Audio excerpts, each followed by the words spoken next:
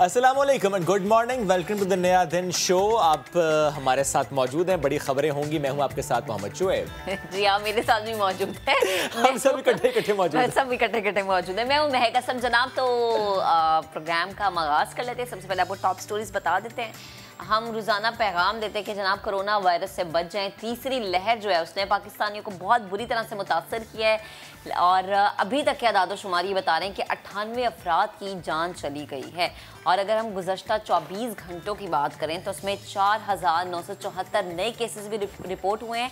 मजमूई cases की तादाद जो है 6,72,931 हो गई है। जबकि दूसरी जानिब पंजाब की जब हम बात करते हैं तो वहाँ पर अब बड़े मुतासर तो हो रहे हैं, लेकिन अब बच्चों को भी कोरोना वायरस अपना शिकार बना रहा है। रवा माह 4,830 बच्चे कोरोना का शिकार हुए हैं। अगर हम फरवरी की बात करें तो 1669, और अगर थोड़ा सा और पीछे चला जाएं जनवरी में, तो जनवरी में 2031 बच्चे कोरोना से मुतासर हुए हैं। महकमा सेहत के मुताबिक पंजाब में कोविड से 19,367 बच्चे मुतासर हो चुके हैं। पंजाब इस वक्त कोविड की लपेट में है। ये थर्ड वेव है। ऐसे में कई डिस्ट्रिक्ट्स ऐसे हैं जहाँ पर स्कूल्स बंद हैं, तालीमी इदारे बंद हैं, इसीलिए चूँकि बच्चे ज़्यादा मुतासर हो रहे हैं। वो बच्चे जो कि खुद मुतासर ना भी हों, जिनमें सिम्टम्स ना भी हों, वो कैरियर बन जाते हैं, वो वायरस घर लेकर जाते हैं और इस तरह घर, और फिर घर से कोई शख्स अगर जाए बाहर, कोई मेल जोल हो, कोई मुलाकात हो, कोई गैदरिंग हो, तो वायरस फैलता चला जाता है। इस चेन को ब्रेक करने के लिए कुछ स्टेप्स लिए जा रहे हैं। मुश्किल फैसले हैं, लेकिन हमें उस पर अमल दरामद करना होगा, एहतियात करनी होगी। रमज़ान से पहले पूरी कोशिश करनी होगी कि इस पर काबू पाया जाए इस तरीके से कि स्लो डाउन हो जाए इसका फैलाव। बढ़ते हैं आगे। एक और मामला, बड़ा अहम मामला, क्या बर्फ़ पिघल रही है? क्या ताल्लुकात में बेहतरी आ रही है? क्या अब हम एक मेज़ पर बैठकर अपने दरीना मसाइल को हल करने की बात करेंगे? क्या एक बार फिर कोर इशू हल होने के करीब है? चूँकि भारत और पाकिस्तान के दरमियान the core issue is of Kashmir. Territorial issues भी हैं, लेकिन जाहिर है जब भी बात होती है पाकिस्तान का मौक़िफ़ यही होता है कि हमें पहले कोर इशू को एड्रेस करना होगा। लेकिन इसके साथ साथ अच्छी खबर ये है कि वो तमाम मामलात अपनी जगह वो हल होंगे, उस पर बात होगी, लेकिन उसके साथ साथ दीगर अहम मामलात भी उतने ही अहम होते हैं। जैसे कि तजारत, ये दो तरफ़ा तजारत बड़ी अहम होती है आवाम के लिए, बड़ी अहम होती है हमारे किसान के लिए। भारत से अब जनाब चीनी, कॉटन और धागा दरामद किया जाएगा। 5 लाख टन चीनी दरामद की जाएगी, इजाज़त इसकी दे दी गई है। इस मामले से, इस पेशरफ से सिफारती तौर पर हम अब किस नहज पर पहुंच चुके हैं और क्या डायरेक्शन हम ले रहे हैं, इस पर भी बात करेंगे। और क्या तजारती ताल्लुकात में मज़ीद बेहतरी आएगी? ये तो दरामद हो रहा है, यहाँ से वहाँ क्या जाएगा, इस पर भी बात करेंगे। लेकिन इसके साथ साथ कुछ दीगर खबरें भी हैं, और वो ये है कि इमरान खान साहब ने दिया है एक तोहफा। बड़ा तोहफा, सिर्फ तोहफा नहीं। कितने पैसे कम हुए पेट्रोल के महक? 150 पैसे, 1.5 रुपया पैसे। हाँ, पैसे, 1.5 रुपए। पेट्रोल 150 पैसे यानी 1.5 रुपए। ठीक है, पेट्रोल 1.5 रुपए। और जो मट्टी का तेल है जनाब, आई थिंक वो 3 रुपए फी लीटर सस्ता हो गया है। चले थोड़ा बहुत आपकी नज़र में, मेरी नज़र में बहुत बड़ा है। हाँ, डीजल 3 रुपए सस्ता और 1.5 रुपए पेट्रोल की प्राइस में कमी हुई है। LPG की कीमत में 14 रुपए फ़ी किलो कमी हुई है। अब पेट्रोल की जो नई कीमत है वो हो गई है 110 रुपए 35 पैसे। दूसरी जानिब रुपए के मुकाबले में अमरीकी डॉलर की कदर में मुसलसल कमी हो रही है। रुपया हो रहा है तगड़ा। रुपया जिम तो नहीं जा रहा? नहीं, जिम बिल्कुल नहीं जा रहा है। दरअसल हमारा पैसा वो तगड़ा इसलिए हो रहा है क्योंकि वो ज़्यादा खा रहा है। ज़्यादा खा रहा है। इंटरबैंक में डॉलर 152 रुपये 75 पैसे का हो गया। जबकि मुल्क भर में सराफा मार्केट्स की अगर हम बात करें तो वहाँ पर फ़ी तोला सोने की कीमत एक मरतबा फिर से धड़ाम से नीचे आ गई है, बहुत ज़्यादा के नीचे आई है। एग्जैक्टली 2800 रुपये फ़ी तोला कीमत गिर गई है। ये बहुत बड़ा एक कहना चाहिए कि सेटबैक है। और ऐसे में ज़ाहिर है पहले हम देख रहे थे कि मुसलसल कीमतें बढ़ रही थी गोल्ड की, लेकिन अब 2800 रुपये फ़ी तोला एकदम से वो कम जैसे फरवरी खत्म हुआ ना, नीचे आ गया। नहीं हो सकता था। चलें जनाब आगे बढ़ते हैं। पाकिस्तान में पहली बार M2 मोटरवे यानी लाहौर इस्लामाबाद मोटरवे पर ट्रैफिक मॉनिटरिंग ड्रोन कैमरास से अब होगी। वार्डन्स और शहरियों की गुफ्तगू भी वर्दी पर लगे कैमराज में रिकॉर्ड होगी। और मुझे लगता है ये एक बड़ी अच्छी चीज़ है, क्योंकि इस जगह पे इतने सारे इश्यूज होते हैं लोगों के कि जनाब हमें ट्रैफिक वार्डन वालों ने ये कह दिया, और फिर शहरी बहस करते हैं कि नहीं जी ऐसा नहीं वैसा हुआ। ये बड़ा अच्छा है, बहुत अच्छा है। इसके अलावा ये भी अच्छा है जो ड्रोन कैमरे से मॉनिटरिंग होगी, क्योंकि अक्सर ये होता है कि अपना जो रूटीन में ट्रैवल करते हैं उनको मालूम होता है कि भाईजान कहाँ खड़े होंगे और कहाँ चेक करेंगे, तो कहीं पर गाड़ी तेज़ कर लेते हैं जहाँ उन्हें मालूम होता है, हिंट होते हैं यहाँ पर खड़े होंगे, इस मोड़ के बाहर हमें रोका जा सकता है, वहाँ पर वो स्लो डाउन कर लेते हैं। अब ये चालाकी चलेगी नहीं चलेगी, अब आपको फॉलो करना होगा जो स्पीड लिमिट वहाँ की होती है। अच्छा जी, जब बात हो रही है सड़कों की, जब बात हो रही है कम्यूट की, तो ऐसे में एक अच्छी खबर कराची से भी है। बिल्कुल, वो ये है कि जनाब कराची में अब इलेक्ट्रिक बसेस चलेंगी, लेकिन सवाल ये है कि क्या कराची की सड़कें इस काबिल हैं, हो जाएंगी? हाँ, हो जाएंगी। अगर फिर पहले सड़कों पे काम कर लें फिर बसें लें आप। नई नवेली जो बसें हैं वो क्या कराची की टूटी फूटी सड़कों पे चल सकेंगी या नहीं, और अगर चल सकेंगी तो कब तक चल सकेंगी? कहीं ये खुशी झाग की तरह तो नहीं बैठ जाएगी? अच्छा, हम ना ये ऐसे खबर आती है ना डुजुम डुजुम करके, हम उस तरह से बता देंगे कि ये खुशी झाग की तरह नहीं बैठेगी, चलेगी कि नहीं चलेगी। लेकिन एटलीस्ट लोग खुश ज़रूर हैं कि चलो बसेस तो आ रही हैं, इलेक्ट्रिक बसेस तो आ रही हैं, it's very good for environment. लेकिन इसके साथ ये बड़ा इंपॉर्टेंट पॉइंट आपने रेज किया कि ज़रा पहले सड़कों पर काम होना चाहिए, इंफ्रास्ट्रक्चर पर काम होना चाहिए। हाँ, क्योंकि ज़रा उसकी एनीवेज इस इलेक्ट्रिक बस की रोड क्लियरेंस से मुतालिक भी बात करेंगे और इसके रूट से मुतालिक भी आगे चलकर बात करेंगे कि उस रूट पर चलने से कितना फ़ायदा होगा। अच्छा जी, शामी बच्चों की बात कर लेते हैं, उनके दुख उनकी तकलीफ़ की बात करते हैं और दुख बांटने वालों का जिक्र कर लेते हैं। पाकिस्तान किस तरीके से दुख बांट रहा है, हमारे इदारे किस तरह से उनकी मदद कर रहे हैं। बैतुस्सलाम वेलफेयर के साथ साथ क्रिकेटर मोहम्मद यूसुफ ये वहाँ पर पहुँचे, वहाँ इन्होंने क्या माहौल देखा, बच्चों के जज्बात क्या थे, उनकी उम्मीदें क्या थीं, उनकी ज़िंदगी मुतासिर किस कदर हुई, और अब जो इदारे हों, ममालिक हों, वो किस तरीके से उनको फैसिलिटेट करने की कोशिश कर रहे हैं, क्या उन्होंने वहाँ पर देखा, इससे मुतालिक उन्हीं से गुफ्तगू करेंगे कुछ देर बाद। लेकिन चूँकि आज हमने बात इलेक्ट्रिक बसेस की भी की थी, तो सबसे पहले इसी का जिक्र करते हैं। कुफ्र टूटा खुदा खुदा करके कराची वालों को सफरी सहूलियत फराहम करने के लिए एक निजी शोबे के तावन से सिंध हुकूमत ने इलेक्ट्रिक बसेस का इफ्तिताह किया। इफ्तिताह के लिए बुलाया था उनको, वरना किया कराया सारा एक निजी कंपनी ने है। सोचा भी उन्होंने, बस भी वो लाए, कर भी वो रहे हैं, लेकिन फीता काटने के लिए हुकूमत आगे आती है, क्रेडिट लेने के लिए हुकूमत आगे आ जाती है। क्योंकि हुकूमत तो करती है कि जो बसेस वो सड़कों पर लाती है वो कुछ महीनों के बाद गायब हो जाती है। लेकिन चले बसेस आ गई, ये भूल गए कि जनाब अगर सड़कों की हालत दुरुस्त नहीं होगी तो ये बसेस कैसे चलेंगी। नई नवेली बसें जो हैं वो टूटी फूटी सड़कों पर आखिर कब तक चल पाएंगी?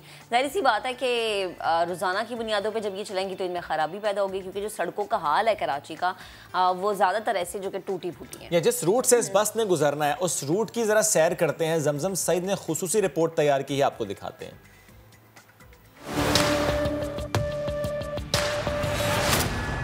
ट्रांसपोर्ट अवेज कादिर शाह ने कराची में इलेक्ट्रिकल बसों का इफ्तिताह कर दिया। वफाकी वजीर बराए science and technology Fawad Chaudhry कहते हैं कि जल्द खैबर पख्तूनख्वा और पंजाब भी इसी रास्ते पर चलेंगे। तो आइए पहले तो वो रास्ते ही देख लेते हैं जिन पर ये इलेक्ट्रिकल बसें चलेंगी। कराची वाले खुश हैं कि इन्हें एक दो नहीं बल्कि पूरी की पूरी 10 नई बसें मिल गईं, और वो भी बिजली से चलने वाली।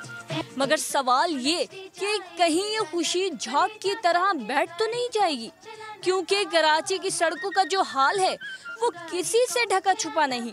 टावर से सोराब गोट सफर करें तो इतने झटके लगते हैं कि गोया जलजला आ गया हो। शहरियों का ये कहना है कि सिंध हुकूमत को चाहिए था कि पहले सड़कों की मरम्मत की जाती और बाद में इस इलेक्ट्रिकल बस को इस सड़क पर उतारा जाता तो ज्यादा बेहतर होता। ये तो सिंध गवर्नमेंट का काम है, पहले सड़कें बनाए फिर गाड़ियाँ चला। लेकिन आप यही समझें कि एक बाहर की हवा आई है, कुछ तो मिला कराची वालों को। रूट भी आहिस्ता आहिस्ता ठीक हो जाएंगे, उम्मीद रखनी चाहिए। कोई इनिशिएटिव तो लिया है। हम यही कहेंगे तो माशाल्लाह गाड़ियाँ तो अच्छी हैं, लेकिन सड़कें बिल्कुल ही ना होने के बराबर हैं, और ये गाड़ियाँ इन सड़कों पे चलने के काबिल ही नहीं है। सिंध गवर्नमेंट को चाहिए कि पहले सड़कें बनाए फिर ट्रांसपोर्ट करें। शहर में इलेक्ट्रिक बसें तो आ गई हैं, लेकिन इनका स्टॉप कहाँ है ये तो खुद ड्राइवर को भी नहीं पता। दूसरी जानिब इलेक्ट्रिक बसों के ड्राइवर्स का भी अपना ही नुक्ता नज़रिया है। उनका कहना है कि इन नई नवेली बसों के लिए जो स्टॉप्स मुकर्रर किए गए हैं उन पर तो पहले ही कराची की बूढ़ी ट्रांसपोर्ट माफिया का कब्जा है, तो फिर कैसे मिलेगी जगह इन नई बसों को रुकने की। माशाल्लाह कराची वालों को ये बहुत मुबारक हो, लेकिन ये देखें ना, गवर्नमेंट को हम फिर अपील करेंगे, और मैं ख़ास करके ये देखें स्टाफ है हमारा, स्टाफ दिखाएं, स्टाफ के आगे देखें ये कब्ज़े वगैरह हैं, ये पुलिस का कब्ज़े ख़त्म कराएं। और सड़क पे ज़्यादातर जो है यही रश है, या तो रक्शे ज़्यादा हैं और मोटरसाइकिल दूसरी गाड़ियां पार्क रोड पे ही करते हैं लोग। सड़कों पर जा बजा गड़े और ऊंचे नीचे लगे पेवंद मुसाफिरों को चीख चीख कर सिंध हुकूमत के इदारों की कारकर्दगी का पता देते हैं। क्या ही अच्छा हो कि हुकूमत सिंध हर माह इलेक्ट्रिकल बसों में इजाफे के साथ सड़कों पर भी तवज्जो दे दे। कैमरामैन एरिक परेरा के साथ जमजम सईद, सामा, कराची। चलें, कराची वालों को तो ये बस है मुबारक, अब अल्लाह करे कि सड़कें भी बन जाएं। और दूसरी बात, शहरियों की भी एक जिम्मेदारी कि भाई जब आपने बस में बैठना है तो उसे गंदा नहीं करना है, ठीक है। जगह जगह पान की पिचकारी और कूड़ा शूड़ा आपने नहीं फेंकना है, जरा तमीज से बैठना। पान और गुटखे से परहेज किया जाए। अगर अब बस आपको चंगी वाली मिल ही गई है तो आप प्लीज ये ना बताएं कि आप पान और गुटखा खाने वाले हैं। अच्छा जी, आगे बढ़ते हैं। शदीद गर्मी में शहरी की एक छोटी सी कोशिश जिसने मुसाफिरों को बहुत बड़ी सहूलत दी है। कराची की हम बात करें, जहां पर सड़क पर रखे पानी के कूलर रोजाना की बुनियाद पर सैकड़ों लोगों की प्यास बुझा रहे हैं। साथ साबरी की रिपोर्ट दिखाते हैं।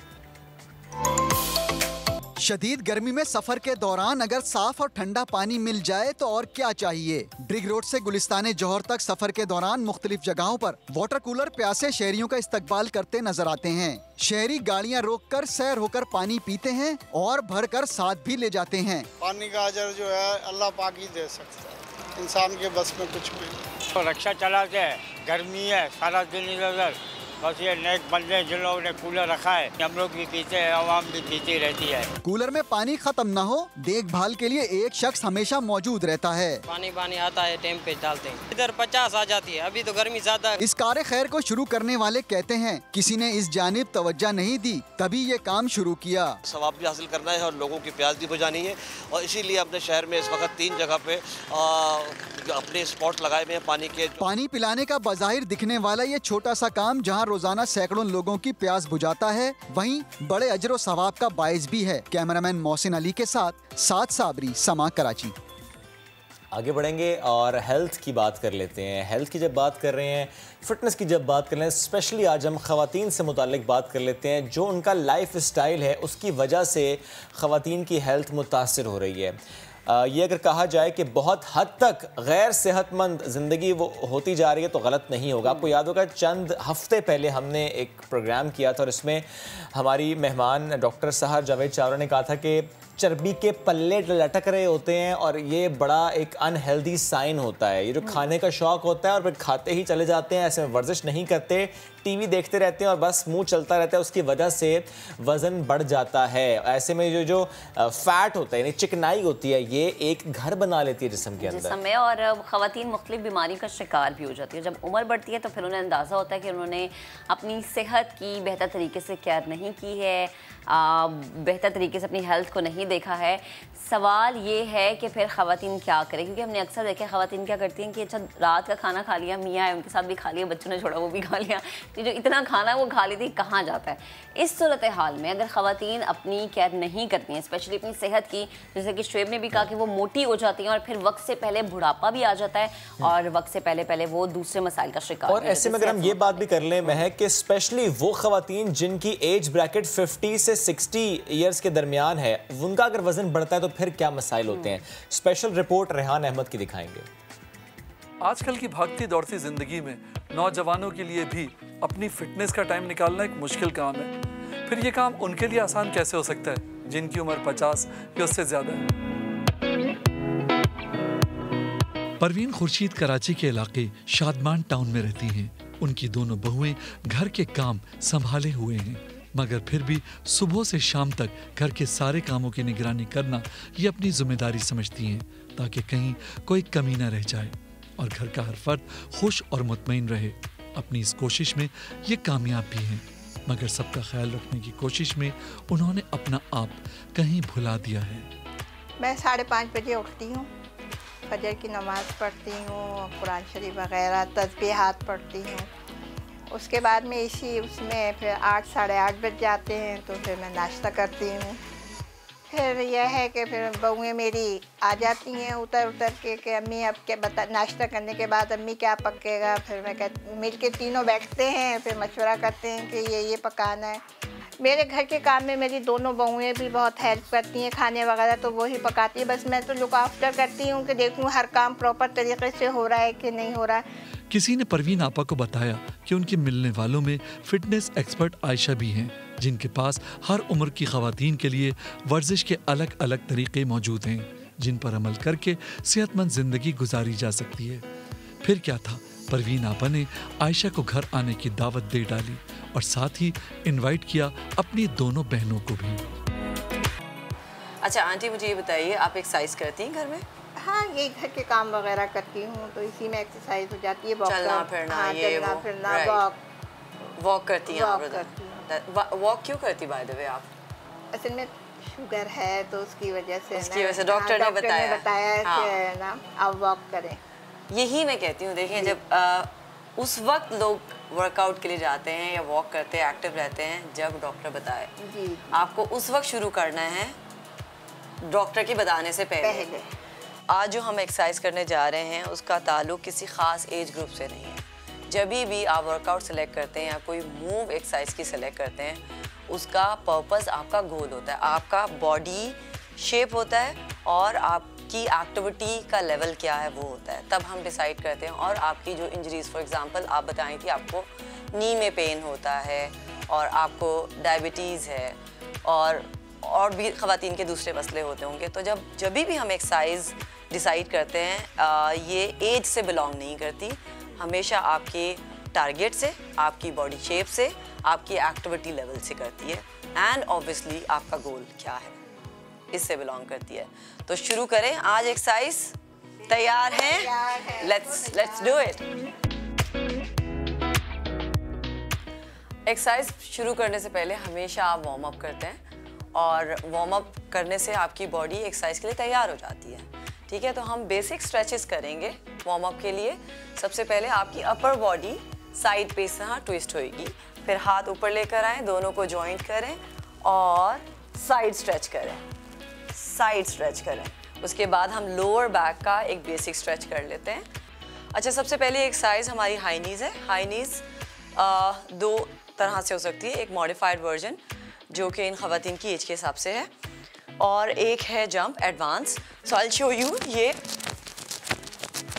आपका एडवांस वर्जन था और ये आपका मॉडिफाइड वर्जन है। सिर्फ और सिर्फ आपको नीज़ ऊपर लेकर आते हैं, बस। ठीक है, इसके बाद हमारी दूसरी एक्सरसाइज स्टैंडिंग क्रंचेस है। आप थोड़ा सा अपना लेग्स ओपन करेंगे, अपने शोल्डर से थोड़ा सा ओपन करेंगे, आपके हाथ आपके टेम्पल पे होंगे और आप अपनी नीज़ और एल्बो को टच करेंगे एक साथ ऑपोजिट साइड में। This is for your love handles, your abs, right. हमारी जो तीसरी एक्सरसाइज है वो है side lunges and toe touch. So एक हाथ आपका हवा में इस तरह से होगा और आप जाएंगे, आप नी बेंड करेंगे बट नी बहुत आगे बेंड ना हो, आपकी एंकल के ऊपर हो। हम लोग करेंगे स्क्वाट्स। स्क्वाट्स आपके लिए, मैं ये वाला स्क्वाट जो रेगुलर स्क्वाट होता है, ये इसमें शायद आप बैलेंस लूज करें, बिकॉज इतनी एज के लिए ये वाला स्क्वाट शायद सही ना हो आपकी एज के हिसाब से और आपकी एक्टिविटी लेवल के हिसाब से। तो हम चेयर यूज़ करेंगे। चेयर ले लूँ? हाँ, अगर आप इम्बैलेंस हो तो आप चेयर पे ही बैठेंगे। तो ये बहुत सिंपल सी, आप टीवी देखते हुए भी कर सकते हैं।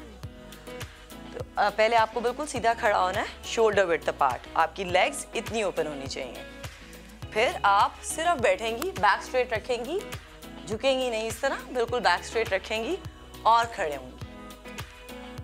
बस सिर्फ आपको ये करना है और ये बहुत अच्छी नीज़ के लिए ख़ास तौर पे इट्स जॉइंट फ्रेंडली और आपकी नीज़ की मोबिलाइजेशन अच्छी करेगी। जी मेरा बहुत अच्छा रहा। उसमें यह है कि मैंने काफ़ी अच्छी अच्छी चीज़ें सीखी, क्योंकि उन्होंने उनका जो आयशा का सिखाने का तरीका था बहुत अच्छा था उनका। वो बातें भी बहुत अच्छी समझदारी की बातें करती हैं, समझ में भी आई। और मैं कोशिश करूँगी क्या उनकी बातों पे अमल करूँ एक्सरसाइज की। और बहुत अच्छा तजर्बा रहा और ये एक्सरसाइज करने में मुझे काफ़ी अच्छा लगा और बहुत मैं मुश्किल समझ रही थी एक्सरसाइज करना, मगर ये बहुत इजी रहा मेरे लिए। अब मैं आइंदा ख्याल रखूँगी, एक्सरसाइज रोज़ाना किया करूँगी। चलो शुक्र है परवीन आपा और उनकी बहनों ने फिटनेस एक्सपर्ट आयशा के बताए हुए वर्जिश के तरीकों को न सिर्फ एंजॉय किया बल्कि ये वादा भी किया कि वो रोजाना घर में ये एक्सरसाइज करेंगी। एक बार इरादा करके कमर बांध ली जाए तो फिर कुछ मुश्किल नहीं रहता।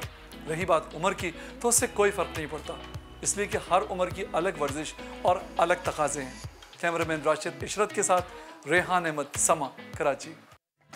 हेल्दी रहना है, इसकी कोशिश करनी है और इस माहौल में करनी है जब हम सब कोविड की वजह से मुतासिर हो रहे हैं। कोविड की सिचुएशन इस वक्त पाकिस्तान में क्या है और ऐसे में वैक्सीनेशन से मुताल्लिक हम कहाँ पर इस वक्त स्टैंड कर रहे हैं। पहली 2 लहरों की निस्बत ये तीसरी लहर ज़रा ख़तरनाक साबित हो रही है। 2 हफ्तों से कोविड केसेस में दिन ब दिन इजाफा होता चला जा रहा है और अब तो खबर ये है कि बच्चे भी मुतासिर हो रहे हैं। जैसे कि हमने आज अपने इंट्रो में कहा कि पंजाब में सिर्फ मार्च में 4830 बच्चे कोविड का शिकार हुए। वालिदैन काफ़ी परेशान हैं। जब कोविड बेकाबू हो रहा है तो हुकूमत क्या कर रही है। और इसके साथ साथ जब हम बात करते हैं सिंध की, तो ऐसे में CM सिंध साहब का कल का बयान, उसकी वजह थोड़ा सा इब्हाम पैदा हुआ। ये कोट किया गया कि शायद CM सिंध साहब ये कहना चाह रहे हैं कि सिंध में लॉकडाउन होने वाला है। हालांकि सिंध में तो इस वक्त पॉजिटिविटी रेशो खासी कम है, यहाँ हालात काफ़ी कंट्रोल में है। तो क्या सिंध में लॉकडाउन होने वाला है, या कि उन्होंने बात पूरे पाकिस्तान के हवाले से की थी कि अगर 2 हफ्ते का लॉकडाउन होगा तो इससे चीज़ें कंट्रोल हो जाएंगी। इन तमाम तर मामलात पर बात करने के लिए जो पूरी सूरत हाल इस वक्त मुल्क के मुआविन खुसूसी बराए सेहत डॉक्टर फैसल सुल्तान साहब साथ मौजूद हैं। And we have with us Qasim Soomro साहब, आप पार्लिमानी सेक्रेटरी बराए सेहत हैं। Thank you very much sir. Faisal Sultan साहब, starting the conversation from you, ये जो पंजाब के स्टैट्स हमारे सामने हैं और बच्चों की हम इस वक्त बात कर रहे हैं, क्या वाकई सिचुएशन अलार्मिंग है? पहली और दूसरी लहर की निस्बत तीसरी लहर में वाकई ऐसा हो रहा है, वो चाहे यूके वेरिएंट की वजह से हो या कोई और मामलों के बच्चे ज्यादा मुतासिर हो रहे हैं, या कि नहीं पहले की तरह ही मुतासिर हो रहे हैं?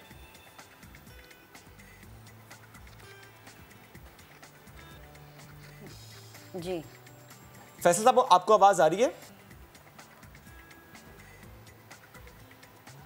आई थिंक उन तक हमारी आवाज़ नहीं पहुंच पा रही है। ठीक है, फैसल सुल्तान साहब से राबता बहाल करने की कोशिश करेंगे। कासिम साहब हमारे साथ मौजूद है। सर बेहद शुक्रिया, गुड मॉर्निंग। सिंध की सूरत हाल की अगर हम बात करें, बच्चों पे तो हम कह रहे हैं कि ठीक है कि पंजाब में बच्चे मुतासिर हो रहे हैं। सिंध भी ये हमने देखा कि कल ये बयान था कि सिंध में मुकम्मल लॉकडाउन, या ये कह दिया जाए कि ठीक है स्मार्ट लॉकडाउन, कुछ ऐसी सूरत हाल पैदा होती हुई हम देखेंगे सिंध में? बहुत शुक्रिया आपका, गुड मॉर्निंग पाकिस्तान। देखिए ऐसी बात नहीं है। हमने जो CM साहब का आपने जिस बयान को कोट किया है, वो CM साहब ने इस्लामाबाद में पहुंच के ये कहा था कि जी हमें लॉकडाउन की तरफ जाना चाहिए। उसकी ऑब्वियस रीजंस हैं। देखें, हमने जब पहले जब ये आज से एग्जैक्टली एक साल पहले जब ये सारा सिलसिला शुरू हुआ था, तब भी लॉकडाउन का मकसद ये था कि आपने जो चैन है उसको तोड़ना है। जो स्प्रेड है उसकी एक साइकिल है, एक साइकिल एक शख्स से पता नहीं कितने अशखास जो है ना, या और अफराद जो हैं वो घर के या फैमिली मोहल्ले के ऑफिस के कहीं से भी, तो उस चैन को तोड़ना है। तो इसका मतलब ये है कि जब तक आप हम किसी भी हालत में मिक्स्ड मैसेज में होंगे। मिक्स्ड मैसेज से मुराद क्या है कि इस वक्त आप ये कह लें कि जी अनफॉर्चुनेट, देखें ना आप, हमारे खुद प्राइम मिनिस्टर साहब ने एक मीटिंग चेयर की जिसमें he remain Covid positive but he chaired a meeting. जो आप उसके डिस्टेंस पे बैठे हैं, लेकिन स्टिल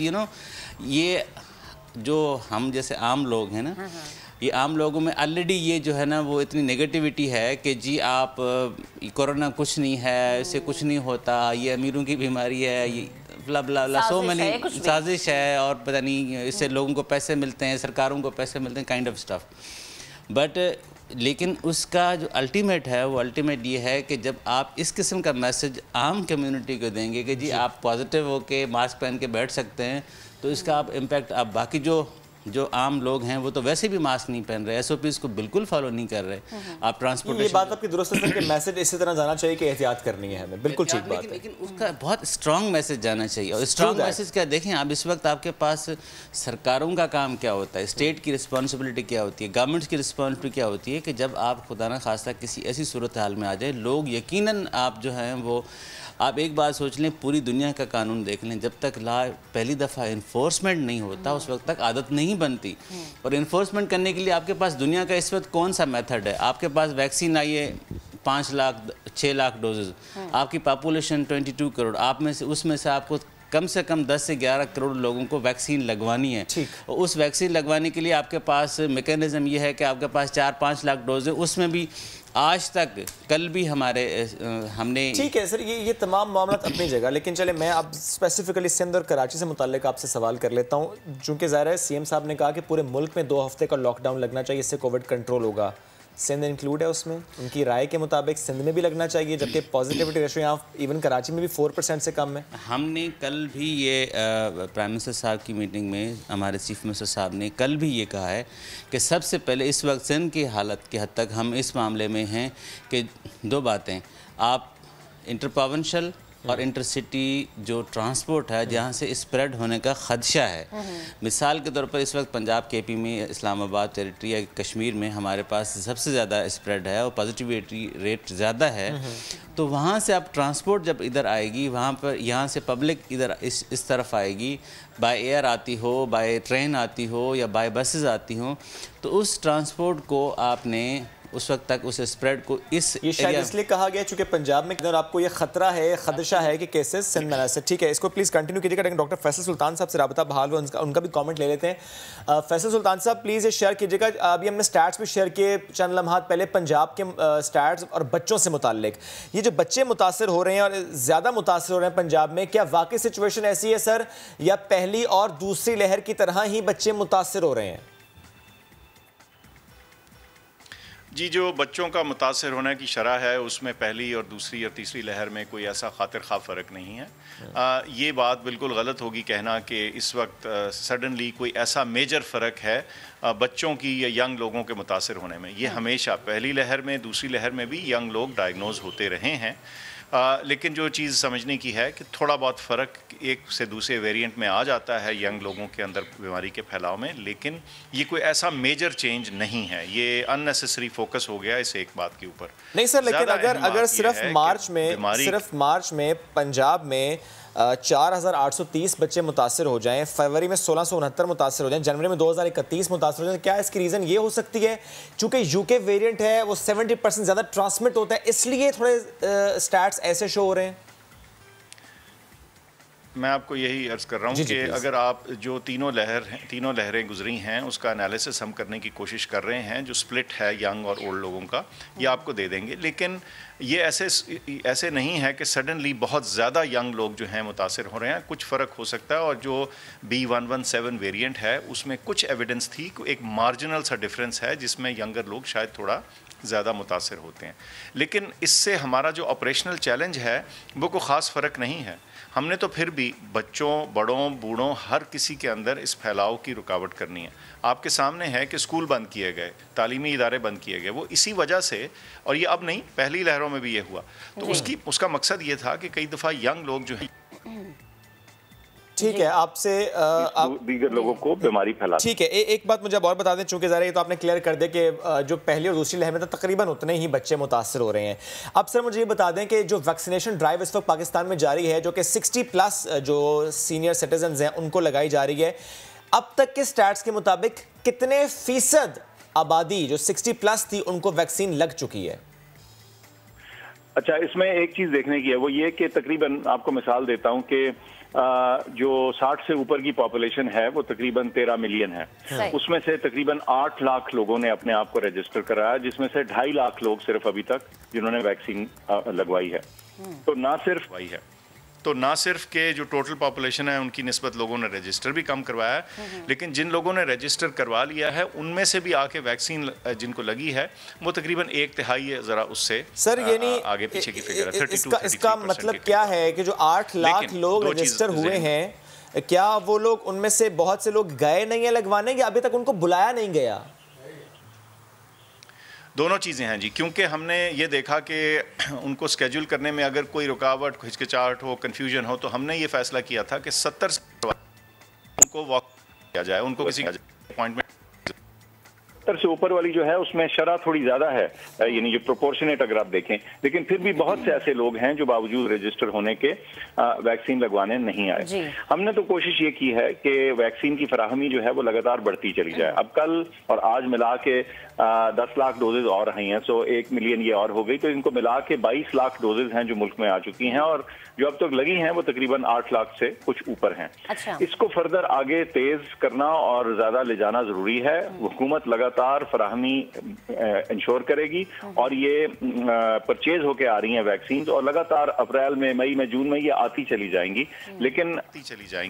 लेकिन हमारे लिए जिसे कहते हैं अहम चीज़ ये है कि जब अगर हमारी बारी आती है अपने आप को रजिस्टर करें, और जब आपको कॉल आती है तो प्लीज़ जाके वैक्सीन को लगवाएं। इस अमल को तेज़ करना बहुत ज़रूरी है, क्योंकि SOPs के अलावा जो एक और हमारे पास टूल है इस बीमारी को रोकने के लिए, वो वैक्सीनेशन। बिल्कुल सही, आप बिल्कुल सही फरमा रहे हैं डॉक्टर साहब। मुझे ये भी बताएं कि 50 या 50+ लोगों के लिए भी जो दूसरा मरहला था हुकूमत की जानिब से जो मुकर्रर किया गया था, उसका भी आगाज़ हो गया है, तो जो 30+ या 35 हैं उनकी बारी कब आएगी, और ये 50+ वालों का मरहला कब तक जारी रहेगा? अच्छा, ऐसे है कि जी सबसे पहले आपको पता है front line health care worker हुए, फिर हेल्थ केयर वर्कर हुए, फिर 60 से ऊपर के लोगों को हमने कहा आप रजिस्टर करें, फिर ओल्डर लोगों को वॉक इन किया। अब 2 दिन पहले हमने 50 से 50 से ऊपर 50 साल से ऊपर वालों को कहा कि आप रजिस्टर कर लें, और उसमें भी हमें अच्छी रजिस्ट्रेशन आई है। मेरे ख्याल से वो फिगर अब जो है मिलियन से ऊपर है। अब उसमें जैसे जैसे ये वैक्सीन आती जाती है, हम ये एज की जो बार है इसको नीचे लाते जाएंगे, और इसमें वॉक इन भी करते जाएंगे, ताकि जिन लोगों को आसानी से मौका मिल रहा है, आज उनको टाइम है जाने का, तो वो जाके लगवा लें वैक्सीन। सिर्फ ये है कि ये मैं समझता हूँ कि अप्रैल में जूँ ही थोड़ी और फराहमी होती है वैक्सीन की, तो हम ये जो एज का बार है इसको फर्दर नीचे ले आएंगे, और इसमें हम जो वॉक इन वाली फैसिलिटी है वो शायद 60 से नीचे भी आहिस्ता आहिस्ता लानी शुरू कर दें, ताकि ज़्यादा से ज़्यादा लोग अपनी कन्वीनियंस और अपनी आसानी के मुताबिक जाके वैक्सीन लगवा सकें। सर, जो प्राइवेट कंपनीज प्रोक्योर कर रही हैं वैक्सीन, और एक खबर ये भी थी कि स्पुतनिक 5 तो मौजूद है यहाँ पर, कराची में आ चुकी है, लेकिन क्योंकि प्राइस मुकर्रर नहीं हो रही इसलिए वो ज़ाहिर है वो लगा नहीं रही। इसके साथ साथ सर जो एस्ट्राजेनेका की आनी थी, गेवी के प्लेटफॉर्म से आनी थी, उसके हवाले से क्या अपडेट्स हैं? 4.5 करोड़ डोजेस जो आनी थी। दोनों चीज़ें बता देता हूँ। जहाँ तक ताल्लुक है प्राइवेट वैक्सीन की प्राइस का, वो मामला कुछ कोर्ट्स में भी चला गया, लेकिन उसको अब सॉर्ट आउट करने की कोशिश करें। 1-2 दिन तक वो क्लियर हो जाना चाहिए। कोर्ट ने तो सर कह दिया कि वो हफ्ते में मुकर्रर करनी है उसकी प्राइस हुकूमत ने। जी बिल्कुल, जी ऐसा ही है, और वो हफ्ते की वाली बात उन्होंने 1 दिन पहले कही है, तो 2 दिन तो अब जल्दी अगले 1-2 दिन में इंशाल्लाह हो जाएगा। कोर्ट को कहना क्यों पड़ा? आपको नहीं लगता कि हुकूमत को खुद इसको सीरियस लेना चाहिए था? उनको जी माज़रत आपकी बात कर मैं बस ये पूछना चाह रहा हूँ सर कि आपको नहीं लगता कि ऑलरेडी ज़ाहिर है वैक्सीन की फराहमी एक आलमी सतह पर मसला, अगर वैक्सीन मौजूद है इसमें अगर कहीं से सुस्ती हो जाए, वो चाहे प्राइस मैकेनिज्म से मुताल्लिक हो, तो सर ये कहीं ना कहीं कोताही तो है। फिर कोर्ट को इंटरवीन करना पड़ता है, फिर कोर्ट को हुक्म देना पड़ता है कि आप 1 हफ्ते में प्राइस मुकर्रर करें, ये तो खुद हो जाना चाहिए सर। नहीं, इसमें जो समझने की बात है ना, उसमें कोताही किसी सूरत नहीं है, इसमें पेचीदगी ज़रूर है, और उसकी वो पेचीदगी ये है कि दुनिया भर में चूँकि प्राइवेट प्रोक्योरमेंट वैक्सीन्स की इतनी आम नहीं हो रही, इसलिए उसकी प्राइस का रेफरेंस प्राइस का एब्सेंट होना, उसके लिए एक फार्मूला ढूंढना, उस फार्मूले को अप्लाई करना और फिर उसके ऊपर फैसला करना, ये थोड़ा पेचीदा मामला था। ओके, आप कोवैक्स वाला प्लीज बता दें। इसको हल कर लेना चाहिए और ये हो जाएगा। ठीक है, कोवैक्स। अच्छा, कोवैक्स में मसला ये है जी कि कोवैक्स को बजाते खुद उनको, हालांकि वो बहुत बड़े बायर हैं, उनको दुनिया भर में वैक्सीन खरीदने में प्रॉब्लम हो रही है, और इस वजह से प्रॉब्लम हो रही है कि ग्लोबल जो वैक्सीन सप्लाई है उसके ऊपर प्रेशर है। जो बड़े ममालिक हैं वैक्सीन प्रोड्यूस करने वाले, उनके अपने मुल्कों में प्रेशर है तीसरी वेव की वजह से। सो वो जो उन्होंने हमें वादा किया था मार्च का, वो तो पूरा ना हो सका, और मुझे लगता है कि ये 1-2 महीने उसमें ताख़ीर होगी। इसलिए हम कोवैक्स आएगी तो सही मेरे ख्याल से वो, और करोड़ों की तादाद में आएगी, लेकिन उसके ऊपर हम इन्हसार नहीं कर सकते इस स्टेज के ऊपर। ठीक है, thank you very much sir, साथ मौजूद थे आप और इससे मुताल्लिक गुफ्तगू करते।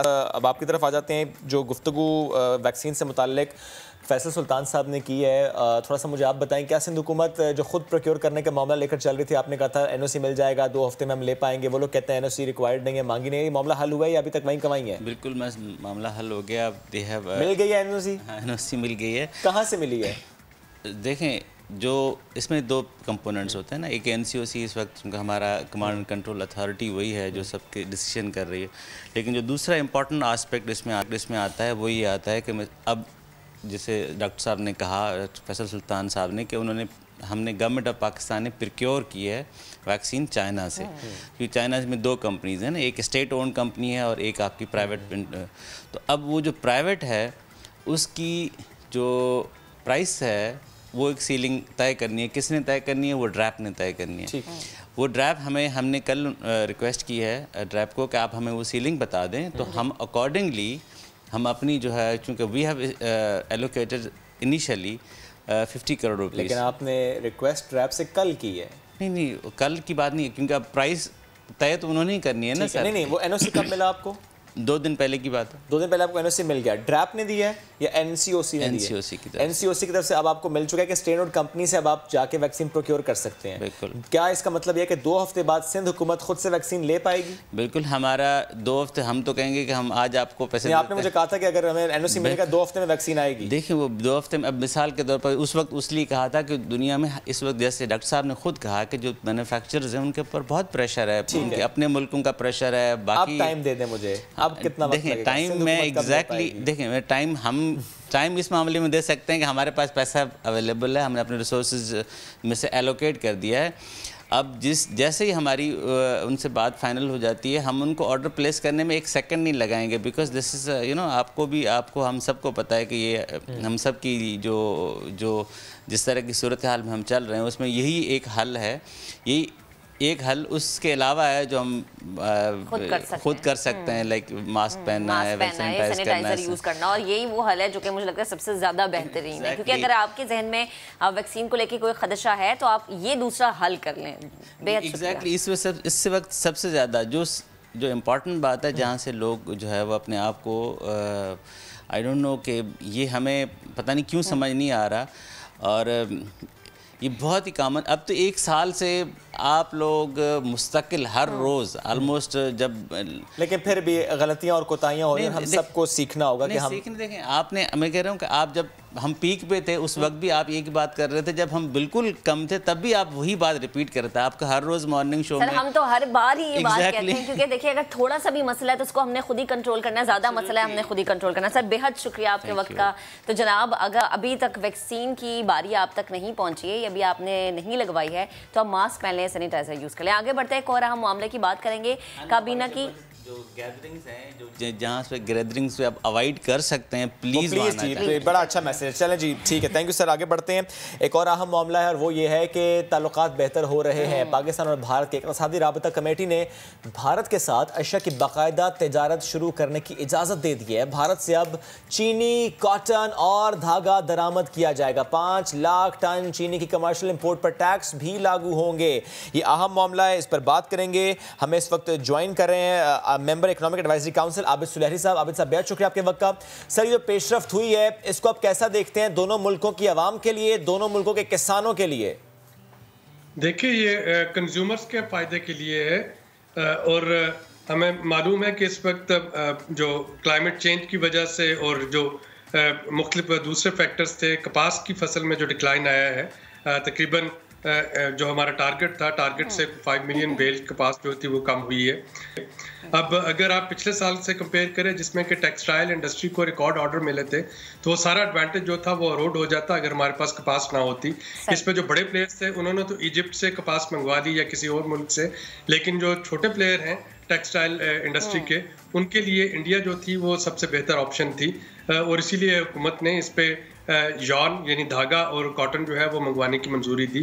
इसी तरीके से जब आप चीनी की बात करते हैं तो चीनी इंटरनेशनल मार्केट में उसकी कीमत में जिस तरीके से रिफाइंड शुगर में इजाफा हो रहा है, तो इंडिया जो है, इंडिया से हमें 20% सस्ती चीनी जो है वो अवेलेबल है। सर इसको जरा आसान करके अगर आप समझा सके आबिद साहब के, अगर चीनी 5 लाख टन हम दरामद करते हैं भारत से, जो कि आपको लगता है कि आलमी मार्केट की निस्बत थोड़ी सस्ती पड़ेगी, तो क्या ऐसी कैलकुलेशन हम कर सकते हैं एट दिस पॉइंट के फी किलो चीनी की कीमत क्या नजर आ रही है आइंदा आने वाले दिनों में जब इम्पोर्ट हो जाएगी, आ जाएगी? देखिए, अगर आपको 20% कम कीमत पे चीनी मिलती है इंटरनेशनल मार्केट से, तो इसका मतलब है कि आपको ये तकरीबन 80-85 इसमें पड़ रही होगी पाकिस्तान में। और ये अगर आज का हम रेट कंपेयर करते हैं, इस वक्त जो फ्यूचर चीनी में, जैसा कि आपने वो देखा, एक सट्टा का जो सिलसिला चल रहा था, उसको FIA ने और बाकी तहकीकाती एजेंसियों ने जो अनर्थ किया है, तो इसके सौदे जो है फ्यूचर फॉरवर्डिंग इसके सौदे हो रहे होते हैं। अप्रैल में रेट ये निकलेगा, मई में रेट ये निकलेगा, और ये अमूमन शुगर मिल्स के गोदाम में ही पड़ी रहती है।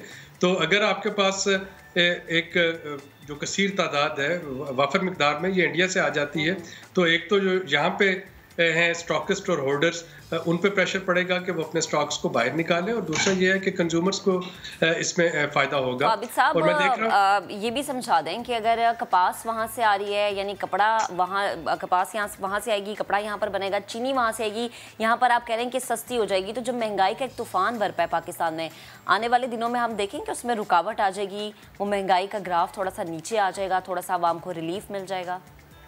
ना सिर्फ ये चीनी पे बल्कि ये पेरिशेबल कमोडिटीज़ पे भी होगा। आपको अच्छी तरह याद होगा कि जब तक वाघा ट्रेड बॉर्डर पे ट्रेड बंद नहीं हुई थी, दोनों मुल्कों में, इंडिया और पाकिस्तान में, ये सब्ज़ मिर्चें, गार्लिक, अनियन, पोटैटो, बनाना वगैरह, तो इनका आपस में एक्सचेंज वो जारी रहता था, ट्रेड जो है, और किसी एक मुल्क में इस कमोडिटी की कीमत बढ़ने लगती थी तो दूसरे मुल्क से मंगवा के स्टेबलाइज कर लिया जाता था, क्योंकि सरहद के दोनों तरफ कोई ऐसे स्टोरेज हाउसेज नहीं है, कोई कोल्ड स्टोरेज चेन नहीं है कि पेरिशेबल कमोडिटी को आप ऑफ सीजन के लिए प्रिजर्व कर सकें। इसका मतलब ये समझे कि इससे नुकसान भारत को भी हुआ और पाकिस्तान को भी, क्योंकि अगस्त 2019 जब ये ट्रेड बंद हुई थी, उस वक्त से लेके अब तक जो पाकिस्तान को नुकसान हुआ वो भी जरा बताएगा, और इससे पहले पाकिस्तान कितने ज्यादा फायदे में था उसको भी जरा एक्सप्लेन कीजिएगा। देखिए, अगर आप ये ट्रेड वॉल्यूम देखते हैं दोनों मुल्कों का, तो ट्रेड वॉल्यूम को बहुत ज़्यादा नहीं है। इंडिया की ट्रेड में अगर आप टोटल पाकिस्तान के साथ बायलैटरल ट्रेड जब 2019 से पहले भी जब आप देखते थे, तो वो एक बहुत नेग्लिजिबल अमाउंट थी जो हमारी एक्सपोर्ट उनकी तरफ जाती थी। इस तरह से हमारी ट्रेड में भी कोई लंबी चौड़े फिगर्स नहीं थे। $2 बिलियन से कम की जो थी हम इंपोर्ट इंडिया से कर रहे थे। हमारी तरफ से छुहारे और सीमेंट, ये 2 मेजर आइटम थे जो कि इंडिया जा रहे होते थे। लेकिन असल चीज़ ये है कि ये कंज्यूमर्स के लिए बहुत ज़रूरी है, क्योंकि जैसा कि मैंने कहा कि जब आपके पास पेरिशेबल कमोडिटीज़ को स्टोर करने के लिए कोई वो नहीं है, मोडेलिटी नहीं है, तो फिर ऑफ सीज़न इनकी कीमतों को बरकरार रखने के लिए जो क्विकेस्ट ऑप्शन थी दोनों तरफ, वो यही था, ट्रेड था। अब भी अगर हम देखते हैं चाइना ताइवान को रिकग्नाइज नहीं करता, लेकिन आप देखिए कि चाइना और ताइवान की ट्रेड जो है, ट्रेड और इन्वेस्टमेंट, ठीक है, यानी वो रिलेशन चाहे जैसे भी हो, इश्यूज जो भी हो, बट ट्रेड इंपॉर्टेंट होती है और ये अवाम के लिए इंपॉर्टेंट होती है। लेकिन सर मुझे ये बताएं कि ये जो इजाज़त दी गई है चीनी की, धागे की, कॉटन की, कि वो हम दरामद कर सकते हैं, तो ऐसे में बरामद हम क्या करेंगे, एक्सपोर्ट हम क्या करेंगे? इस वक्त पोटेंशियल क्या है पाकिस्तान के पास, जो चीज़ें हम वहाँ भेज सकते हैं, जो कि वहाँ की ज़रूरत है, वी हैव दैट एक्स्ट्रा? देखिए, जो यहाँ से एक्सपोर्ट करने की बात है, वो अभी थोड़ा सा टाइम लगेगा। हमारे पास जो 2 चीज़ें थी जो कि हम उनको रेगुलर भेजते थे, वो सीमेंट था और वो ड्राई डेट्स थी, ड्राई फ्रूट था, ड्राई डेट्स थी, वो हम उनको भेजते थे। वहाँ पे जो उनके रिलीजियस फेस्टिवल्स और बहुत सी दूसरी रसूमात है, उसमें छुहारे का इस्तेमाल बहुत ज़्यादा होता है, जो कि सारा पाकिस्तान से जाता था। इसके अलावा कुछ और प्रोडक्ट्स भी थी। पाकिस्तान ने इंडिया को कभी भी मोस्ट फेवर्ड नेशन का दर्जा नहीं दिया था। इंडिया ने यूनिलैटरली हमें मोस्ट फेवर्ड नेशन का दर्जा दे रखा था ट्रेड में, लेकिन ये 2019 में इंडिया ने वो ख़त्म कर दिया था और हम पे टैरिफ लगा दिया, 200% ड्यूटी लगा दी जो पाकिस्तान से जो भी चीज़ उधर जाएगी। तो अब देखना ये है कि जो ये ताल्लुकात जो हैं थोड़े से ये बेहतरी की तरफ जा रहे हैं कि क्या इंडिया अपना जो ड्यूटीज है उनको रिवाइज करता है। सर ये सारे पॉजिटिव स्टेप्स पाकिस्तान नहीं लिए अभी तक, वहां से कोई अच्छा स्टेप नजर नहीं आया? नहीं, आपको जो वहां से अच्छा स्टेप नजर आ रहा है वो ये है कि सीज फायर के बाद इस वक्त जो भी मेरे ख्याल में जिन आलमी ताकतों ने इसमें एक गारंटर का रोल प्ले किया है, वो आहिस्ता आहिस्ता दोनों मुल्कों पे एक इक्वली उनको समझा रहे हैं, काउंसलिंग कर रहे हैं। अभी हार्ट ऑफ एशिया कॉन्फ्रेंस में भी आपने देखा कि दोनों ममालिक के वज़राए ख़ारजा ने एक दूसरे पे कोई एक्विजिशन या काउंटर एक्विजिशन वो नहीं आबिद साहब, और हमने देखा कि आदिल अल जुबैर भी बड़े वाज़ेह अंदाज में ये कहते हैं कि शायद अब भारत के पास वक्त ही यही है कि उसने पाकिस्तान से हाथ मिलाना है। मुझे ये भी समझा दें कि सिर्फ टेबल पर बैठने की वजह मफादात है या इसके पीछे हम वो देखें जो कि हमारे दीगर इशूज़ हैं उनको भी हल किया जाएगा। आपकी नज़र में टेबल टॉक का मकसद क्या है? देखिए, टेबल टॉक अगर आप इंडिया की इस वक्त की सूरत हाल देखते हैं तो पिछले 4 माह से वहाँ पे जो फार्मर्स प्रोटेस्ट चल रहा है पंजाब, हरियाणा, यूपी, अब जो मोदी गवर्नमेंट है उस पर अपना एक इंटरनल प्रेशर जो है वो बहुत ज़्यादा है। एक तरफ उसकी वेस्टर्न स्टेट्स हैं यहाँ पे हमेशा से जो है एक डिस्टर्बेंस चल रही होती है। जो इलीगल ऑक्युपाइड कश्मीर, जम्मू कश्मीर है, वहाँ पे अपनी प्रॉब्लम्स उनके लिए चल रही हैं। अब ये जो उनका मशरकी बॉर्डर है जो पंजाब, हरियाणा, यूपी, वहाँ पे फार्मर्स का एक प्रोटेस्ट जो है जिन्होंने कि कोरोना और सर्दी के बावजूद और अब वो डिटर्मिन्ड है कि दिल्ली की 40 डिग्री सेंटीग्रेड गर्मी में भी वहाँ पे बैठे हुए हैं। तो इन सारी चीज़ों में इंडिया को भी कोशिश होनी चाहिए कि वो थोड़ा सा नॉर्मेलिटी की तरफ जाए, नेबर्स की। तो आबिद साहब, ये जो आप कह रहे हैं कि इंडिया में हमने देखा कि जैसे किसान भाई सड़कों पर आए और दिल्ली का रुख करने की भी बात की गई, बड़ा इंतशार हमने देखा उनकी तरफ से फैलाया गया, या दिल्ली सरकार मानने को उनके मुतालबा तैयार नहीं थी। इससे इंडियन इकोनॉमी को भी किसी हद तक तो नुकसान पहुंचा होगा। उस नुकसान को पूरा करने के लिए पाकिस्तान की तरफ ये कदम बढ़ाया गया?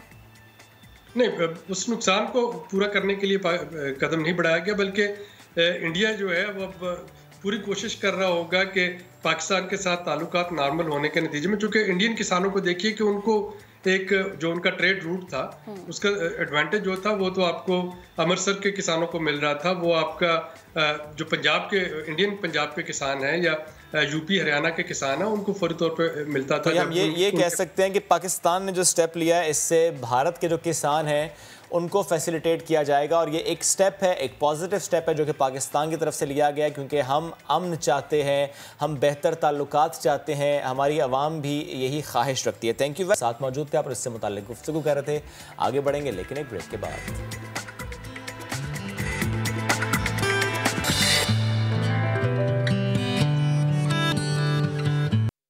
Welcome back. अभी आपको खबर देंगे सिंध हाई कोर्ट से, जहां पीपी रहनुमा निसार खोड़ो की बैरून मुल्क जाने से दरखास्त मंजूर हो गई है और निसार खोड़ो के खिलाफ 3 नैब इंक्वायरीज चल रही थी। इसी पर बात करेंगे अपने नुमाइंदे इरफानुल हक से भी, लेकिन अभी आपको बताएं कि सिंध हाई कोर्ट से मुतालिक खबर है कि पीपी रहनुमा निसार खोड़ो की बैरून मुल्क जाने की दरखास्त मंजूर हो गई है और अदालत का निसार खोड़ो का नाम ECL से खारिज करने का हुक्म भी सामने आया है। निसार खोड़ो को 9 अप्रैल से 19 मई तक बैरून मुल्क जाने की इजाज़त दे दी गई है। नैब प्रोसिक्यूटर की जानिब से बताया गया कि निसार खोड़ो के खिलाफ 3 नैब इंक्वायरीज जारी हैं, लेकिन एक दरखास्त दायर की गई थी, वो बैरून मुल्क जाना चाहते थे और उससे मुतालिक इसकी जो समाअत हुई तो उन्हें अब बैरून मुल्क जाने की इजाज़त मिल गई है। 9 अप्रैल से लेकर 19 मई तक वो बैरून मुल्क अब जा सकते हैं। आगे बढ़ेंगे, महंगाई के तूफान की बात करते हैं। रमज़ान की आमद से पहले कराची में महंगाई की एक नई लहर आ चुकी है, लेकिन इंतज़ामिया की अगर हम बात करें कि वो क्या कर रही है तो मुकर्रर करदा कीमतों में अशिया की फराहमी में वो नाकाम दिखाई दे रही है। इस हवाले से मज़ीद हमें अपडेट करेंगे खुर्शीद आलम, जो कि इस वक्त नाज़िमाबाद के बाज़ार में मौजूद हैं। जी खुर्शीद। अच्छा, बिल्कुल, रमज़ान की आमद में 2 हफ्ते रह गए हैं और इससे पहले ही जो मुनाफाखोर हैं उन्होंने भी सर उठाना शुरू कर दिया है और कीमतों का ग्राफ ऊपर से ऊपर की तरफ जाता दिखाई दे रहा है। अगर हम बात करते हैं चंद आइटम्स की तो हैरत ये होती है कि सरकार को अपने बनाए हुए रेट्स के बारे में या तो फिक्र नहीं या उन्हें अंदाज़ा ही नहीं कि बाज़ार में क्या कुछ हो रहा है।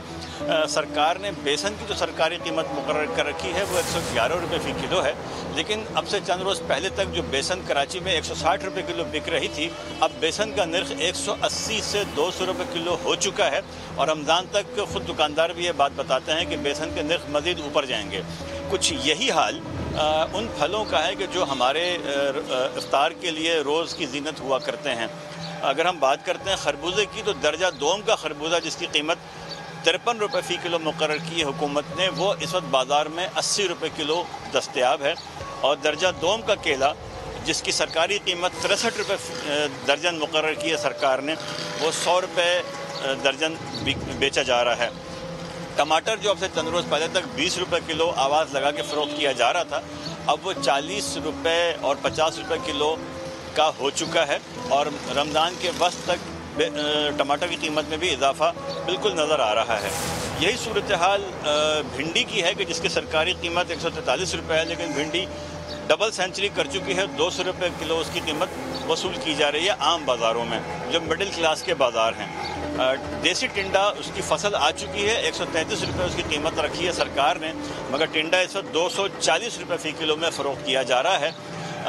यही सूरत हाल खुर्दन तेल की है कि जो 300 रुपये किलो का हो तो चुका है, लेकिन अंदेशा है कि उसकी कीमत में भी कुछ इजाफा हो जाए।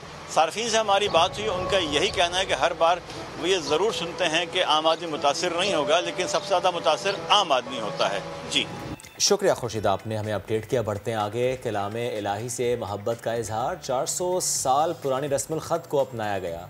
फैसलाबाद में इस्लामी कैलीग्राफी नुमाइश में फ़नकारों ने अपने हुनर के जौहर दिखाए। रिपोर्ट करेंगे अब्दुल आहद।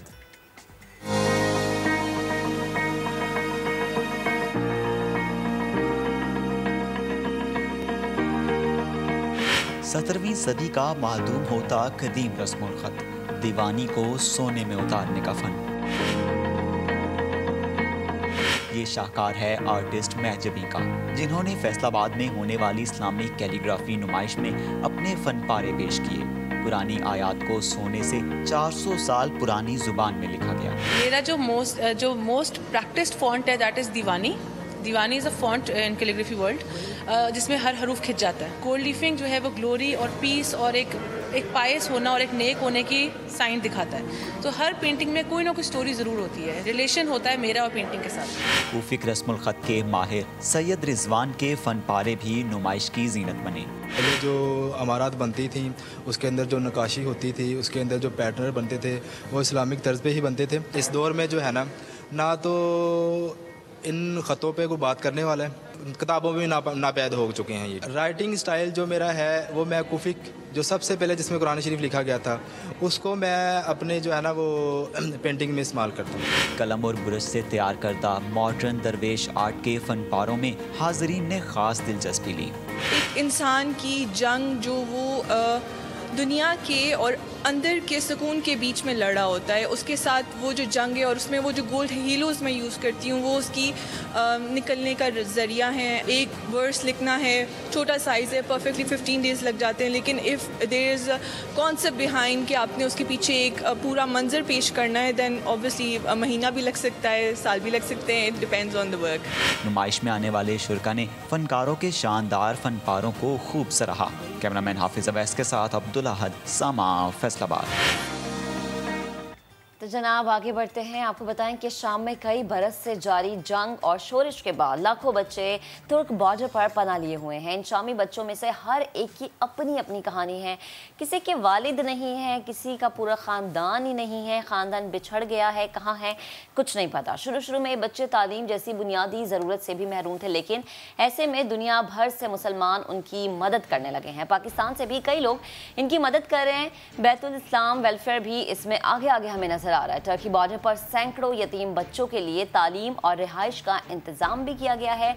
कुछ रोज पहले साबिक टेस्ट क्रिकेटर मोहम्मद यूसुफ भी इस कारवां का हिस्सा बने और अपने हाथों से जाकर टर्की के गवर्नर के साथ यतीमों के लिए एक और नए स्कूल का इफ्तिताह किया। इसके अलावा उन्होंने रोटी प्लांट का भी इफ्तिताह किया। आज हमारे कौमी हीरो मोहम्मद यूसुफ हमारे साथ मौजूद हैं, उनसे बात करते हैं, उनसे जानते हैं कि वहाँ उन्होंने क्या मनाज़िर देखे। सर अस्सलाम वालेकुम, गुड मॉर्निंग, वेलकम टू नया दिन। सबसे पहले तो मैं ये जानना चाहूँगी कि वहाँ पर जो आपने माहौल देखा, जो मनाज़िर देखे, प्लीज़ शेयर कीजिएगा।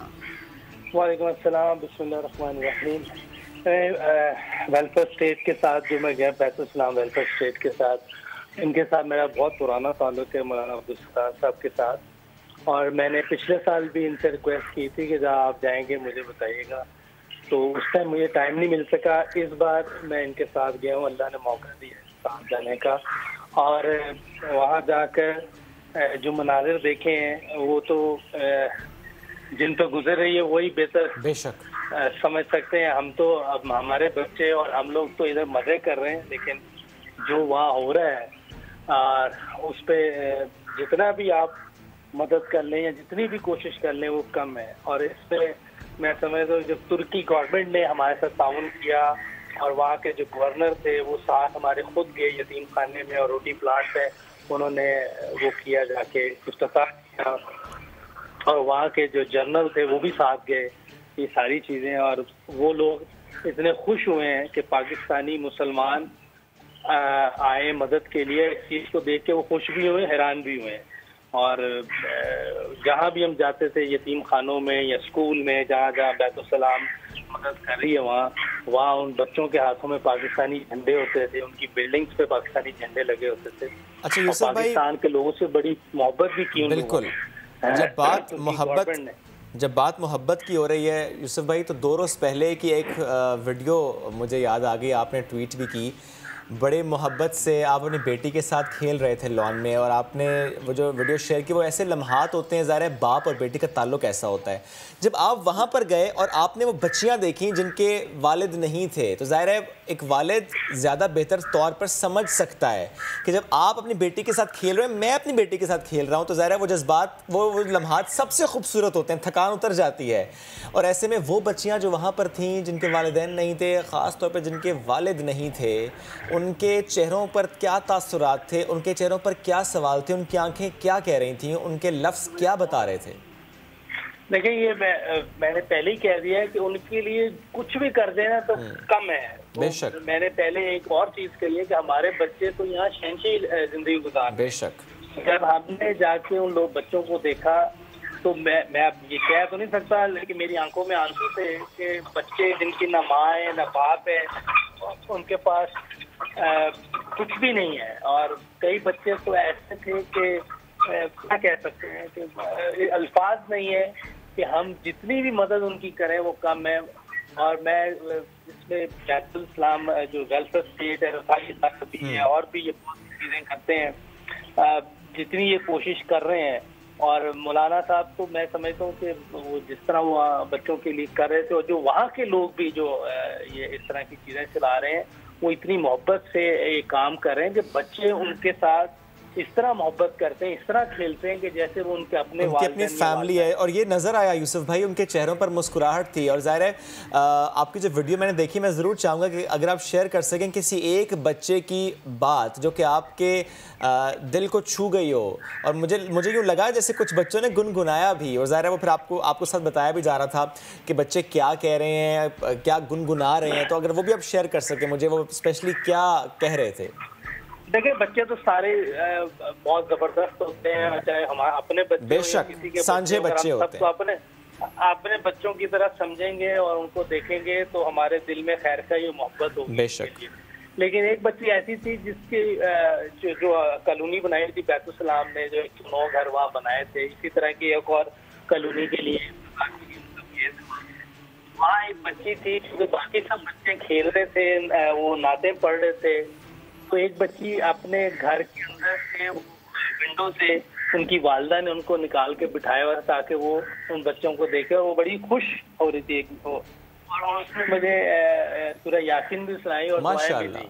तो वो जब पढ़ती थी, क्योंकि मुझे तो अरबी इतनी अच्छी आती नहीं, अच्छी क्या बिल्कुल ही नहीं आती, तो वो फिर वहाँ के जो लोग थे वो बता रहे थे कि ये दुआएं दे रही है और ये सूरह यासीन सुना रही है, और इसकी वालदा इसको हिफ्ज करवा रही है। तो वो एक बड़ी ज़बरदस्त चीज़ थी। और मैं समझता हूँ कि जो बैतुल-इस्लाम का एक वो भी है कि ये तालीम भी दिलवाते हैं, जो बड़ी ज़बरदस्त चीज़ है। मौलाना ने पाकिस्तान में भी बहुत स्कूल बनाए हैं जहाँ O लेवल, A लेवल और बड़ी हायर एजुकेशन दिलवाते हैं, और साथ दीनी तालीम भी। तो दोनों चीज़ें साथ लेके चल रहे हैं। और वहाँ के लोगों के लिए भी ऐसे है, जहाँ ये कॉलोनी बनाई है वहाँ स्कूल भी है, मस्जिद भी है, उनके खेलने की जगह भी है, उनके लिए दूसरी चीज़ें भी हैं, उनके खाने पीने का हर चीज़ का इंतज़ाम बैतुल-इस्लाम ये कर रही है माशाल्लाह। और कितने स्कूल हैं जहाँ 11,500 या 17,000 बच्चे बच्चियाँ पढ़ रहे हैं, दीनी और दुनियावी तालीम दोनों हासिल कर रहे हैं। पाकिस्तान में भी इतने इदारे हैं कि आप सोच नहीं सकते कि जो बैतुल-इस्लाम इदारों को लेके चल रही है। और ऑब्वियसली ये सारा जो ताबीर ख्वाब तो मौलाना सदार साहब ने देखा, लेकिन साथ उनके जो लोग हैं जो इस अदारे की मदद कर रहे हैं, उनको भी क्रेडिट जाता है। बिल्कुल यूसुफ भाई, जब हाथ पकड़ के लोग एक दूसरे का चलते हैं तो फिर एक चेन बनती है और एक टीम की सूरत में ही जो है वो कामयाबी आपको मिलती है। मुझे ये भी बताएं कि आप पाकिस्तान के हीरो हैं, लोग आपसे सीखते हैं, आपको फॉलो करते हैं, लेकिन जब हम पाकिस्तान में जो बच्चों के साथ सलूक हो रहा है उसको सामने रखते हैं तो दिल दुखता है। क्या आप क्या इस हवाले से कहेंगे, क्या कमेंट करेंगे? दुनिया में क्या मैसेज आता है जब हम देखते हैं कि पाकिस्तान में बच्चों के साथ जो ज्यादती होती है, जो सलूक होता है, और आपकी नज़र में ये कैसा है? देखिए, मैंने पहले कह दिया कि हम जब तक सब बच्चों को अपने बच्चों की तरह ट्रीट नहीं करेंगे या उनको उस नज़र से नहीं देखेंगे, बिल्कुल हम वो वैसे इंसाफ नहीं कर सकते। कहीं भी ज्यादती हो रही है, पाकिस्तान का कहीं भी बच्चों के साथ ज्यादती हो रही है तो वो गलत है, वो नहीं होना चाहिए अगर कुछ भी हो रहा है, और हमें इसके लिए मदद करनी चाहिए। और आप देखें, इसीलिए मैं इनके साथ गया भी हूँ, और क्योंकि ये इदारा पता नहीं कब से ये काम कर रहा है। आपने तो अभी देखा है, मैं मेरे ख्याल 2004, 5, 6 से इनके साथ हूँ। मुख्तलिफ जगहों पे पाकिस्तान में उन्होंने स्कूल बनाए हैं, रफाई इदारा है, और पता नहीं क्या क्या कर रहे हैं बच्चों के लिए, यतीम बच्चे बच्चियाँ और बेवा औरतें, नो डाउट यूसुफ भाई, और सबके लिए कर रहे हैं। एजुकेशन में तो बहुत अच्छा काम, एजुकेशन में भी बहुत अच्छा काम ये लोग कर रहे हैं यूसुफ भाई। जी, बहुत जबरदस्त। No doubt, no doubt. Olympiad जो इनका एग्जैक्टली, बिल्कुल आप सही कह रहे हैं। भी मैं आया हुआ था, जिसमें शायद अफरीदी थे, गवर्नर थे, वो ऐसा प्रोग्राम इन्होंने करवाया, नो डाउट, एक मैसिव प्रोग्राम था, नो डाउट। और ये सीखने लायक बात है, इस विजन से सीखना चाहिए। और ये आपने सबसे प्यारी बात इसमें ये की कि जब बच्चों को अपना बच्चा समझेंगे तो मसला ही हल हो जाएगा। यूसुफ भाई, थैंक यू वेरी मच, साथ मौजूद थे आप और इससे मुतालिक हमसे गुफ्तगू। एक ब्रेक लेंगे, वापस आएंगे, साथ रहिए। Welcome back. अब बात करेंगे सूबे, जो सबसे बड़ा सूबा आबादी के लिहाज से उसकी, यानी पंजाब की। तो क्या उस्मान बुज़दार साहब ने पंजाब के लिए तरक्याती ख़जाने का मुंह खोल दिया, यानी तरक्याती पैकेज वो इतना ज़्यादा दे रहे हैं कि अब लग ये रहा है कि जैसे से पीटीआई गवर्नमेंट के जाने के दिन है, लाइक अब नया इलेक्शन आने वाला है, तो अब कुछ तरक्याती काम करना याद आ गया है। पिछले दिनों वज़ीर आला पंजाब सरदार उस्मान बुज़दार ने तारीख में पहली बार चिन्योट के लिए 10 अरब के तरक्याती पैकेज का ऐलान कर दिया। 43 करोड़ 17 लाख के मनसूबों का इफ्तिताह किया गया। 4.5 अरब की लागत से फैसलाबाद चिन्योट सरगोदा रोड बनाने की खुशखबरी भी सुना दी है। अब कई लोग ये सवाल करें कि तहरीक इंसाफ ने तो बहावलपुर सूबा बनाने की भी बात की थी, लेकिन इसका क्या हुआ? और क्या ये जो वज़ीर आला पंजाब ने ऐलान किया है, ये सिर्फ ऐलान है या अब इस पर अमल दरामद होगा? क्योंकि हमेशा हमने देखा कि मनसूबे का PC1 तो तैयार होता है, लेकिन PC2 की जब बारी आती है तो चीज़ें दरहम बरहम हमें नजर आती है। इसी पर बात करेंगे। फिरदौस आशिक अवान साहिबा ने हमें ज्वाइन किया है। फिरदौस साहिबा, बेहद शुक्रिया आपके वक्त का, गुड मॉर्निंग। सबसे पहले तो मुझे ये बताइएगा कि बजट से पहले एक तरक्याती बजट, और वो भी बहुत बड़ा, चिन्योट हो या सरगोदा, खजाने के मुंह खोल दिए गए हैं, या पैसे पहले से मुख्तस से थे, या फिर कोई नया प्लान दिया गया है? प्लीज़ इस हवाले से शेयर कीजिएगा डिटेल्स।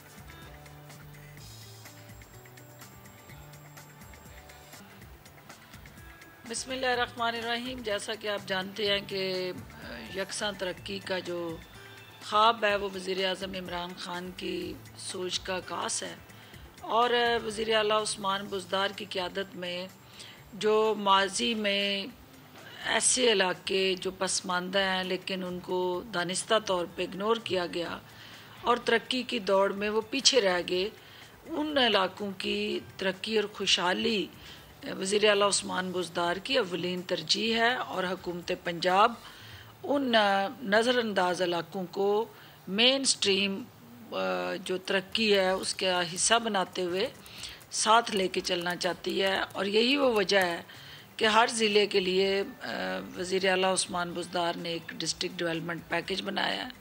वज़ीर आज़म इमरान ख़ान की हदायत की रोशनी में हर ज़िले की जो बुनियादी ज़रूरियात हैं उनको हम उस पैकेज के ज़रिए एड्रेस करने जा रहे हैं। क्योंकि आपने देखा कि पिछला पूरा साल कोरोना की वजह से जो हम आवाम को रिलीफ देने के लिए पॉलिसीज़ और प्रोजेक्ट्स बना चुके थे, उस पे अमल दरामद में हमें मुश्किलात दरपेश हुई, क्योंकि पब्लिक गैदरिंग्स और ओवरऑल सोशल डिस्टेंसिंग की वजह से ये हमारे चैलेंज बढ़ते रहे। अब चूँकि मुनासिब वक्त है, आल्दो के कोरोना का हमें चैलेंज आज भी दरपेश है, लेकिन वज़ीर आला ने ये हदायत दी है कि जिन डिस्ट्रिक्ट्स में कोरोना की इन्फेक्शस जो रेशो है वो कम है तो वहाँ हम ज़्यादा से ज़्यादा विज़िट्स करें, लोगों में शऊर दें, आगाही दें और उनके जो बुनियादी हकूक़ हैं उनकी दहलीज तक पहुँचाएँ, और ये उसी सिलसिले की कड़ी हैं ये सारे दौर। ठीक है फिरदौस साहिबा, यानी फैसिलिटेट करने की बात की जा रही है, आवाम को किस तरह से फैसिलिटेट करना है इसकी कोशिश की जा रही है। ऐसे में आपने ख़ुद कहा कि जो पसमानदा इलाके, जो नज़रअंदाज हो गए थे इलाके, वहाँ पर तरक्याती पैकेज की बात हो रही है। ऐसे में जो जनूबी पंजाब की अगर हम बात कर लें तो वहाँ पर भी ज़ाहिर पसमानदा इलाके हैं, वहाँ पर कभी फोकस नहीं रहा और PTI की अपनी डिमांड भी थी जनूबी पंजाब सूबा बनाने से मुताल्लिक। अब तो आपकी हुकूमत, अब तो आप लोग काम करना चाह रहे हैं, तो क्या ये मामला अब दब चुका है या कि इसको भी आप आगे लेकर चल रहे हैं? जनूबी पंजाब, जैसा कि आप जानते हैं कि PTI के मैनिफेस्टो का एक अहम मंशूर का हिस्सा है और उस पर अमल दरामद के लिए सेक्रेटेरिएट कायम कर दिया गया। उस सेक्रेटेरिएट के अंदर जो अफराद जो हैं वो इधर लाहौर में आके मेन सेक्रेटेरिएट में हदायत लेते थे, उनको ज़्यादा बाख्तियार बना दिया गया है और उन डिपार्टमेंट्स को जहां मौके पे ही अहकामात जारी करने और फैसले करने का इख्तियार जो है मुतल्लिका सेक्रेटरीज़ को दे दिया गया है और अनकरीब जो एक अलहदा सूबे का ख्वाब है वो भी शर्मिंदा ताबीर होगा। अच्छा, आपा एक और चीज़ बताएगा, एक हमने नई डेवलपमेंट देखी, एक वो बर्फ़ जो कि 2019 अगस्त से जमी हुई थी अब आके पिघल गई है। इंडियन ट्रेड की बहाली की मैं बात करी, वाघा बॉर्डर के रास्ते अब ये ट्रेड होगी। यकीनन जो इंडिया का पंजाब है, जो पाकिस्तान का पंजाब है, दोनों का इन्हसार ही किसानों पर और किसानों की मेहनत पर है। दोनों जानिब के किसानों के लिए आप इसको किस तरह से देखती हैं? क्या किसान इससे खुशहाल होगा? जहाँ तक ट्रेड का ताल्लुक है तो यकीनन दुनिया की जितनी भी आपकी हमसाया ममालिक के साथ होने वाली रीजनल ट्रेड है वो एक बेहतरीन ज़रिया रहा उस खित्ते की तरक्की और खुशहाली का। बदकिस्मती से हमारे इंडिया के साथ कश्मीर की वजह से तनाज़ात जो हैं वो हमेशा सर उठाते रहे और इंडिया के साथ हमारा जो एक रीजनल साक ममालिक का आपस में तजारती बॉन्ड था वो स्ट्रेंथन ना हो सका क्योंकि भारत ने हमेशा हटदर्मी का मुजाहरा करते हुए पाकिस्तान को कुचलने के लिए कोशिशें जारी रखी।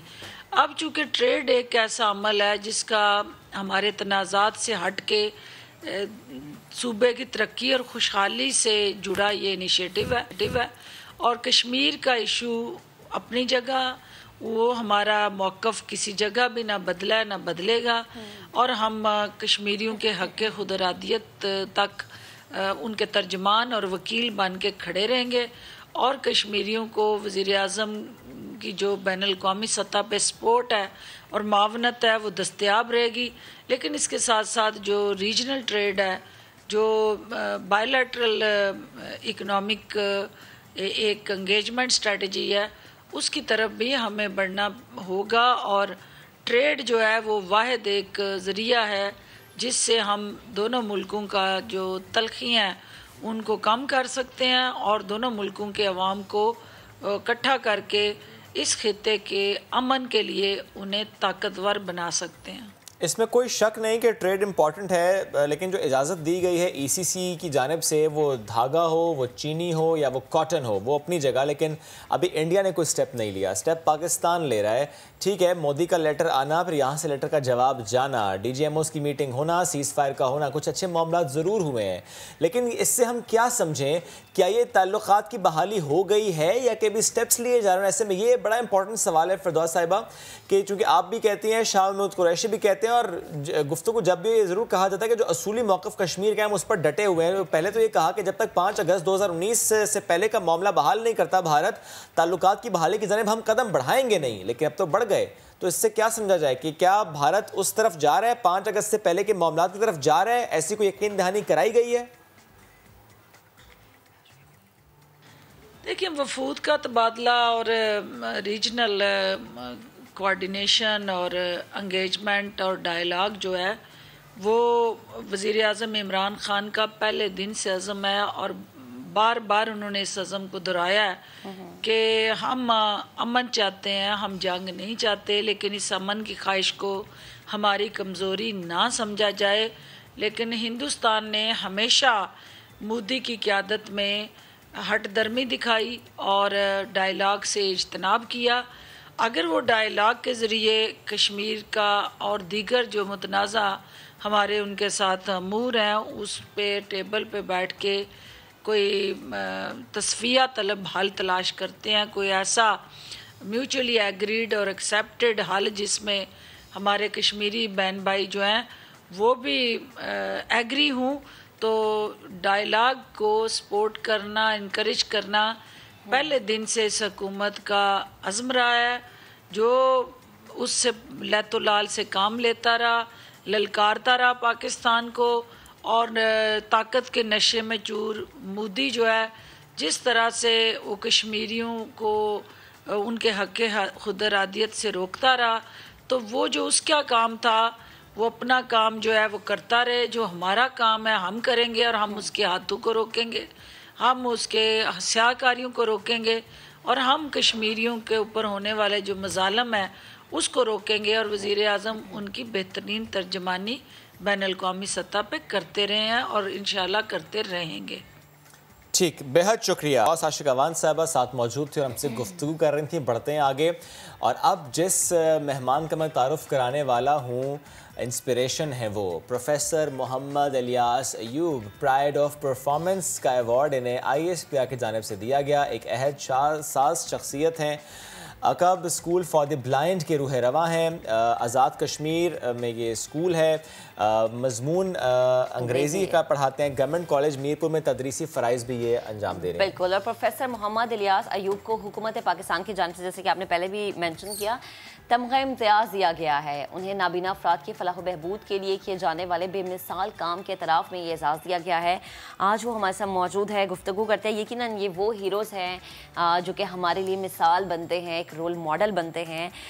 सर, बेहद शुक्रिया आपके वक्त का। गुड मॉर्निंग, मुबारकबाद। समा की तरफ से मैं चाहूँगी आप अहाता करें कि कितने अरसे पहले आपने स्कूल की बुनियाद रखी और कब से आप यहाँ पर पढ़ा रहे हैं, ये सफ़र कैसा जा रहा है? बिस्मिल्लाहिर्रहमानिर्रहीम।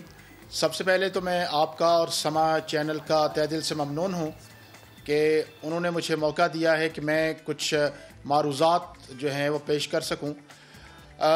देखिए, मैं ख़ुद बसारत से महरूम हूँ पैदाशी तौर पर।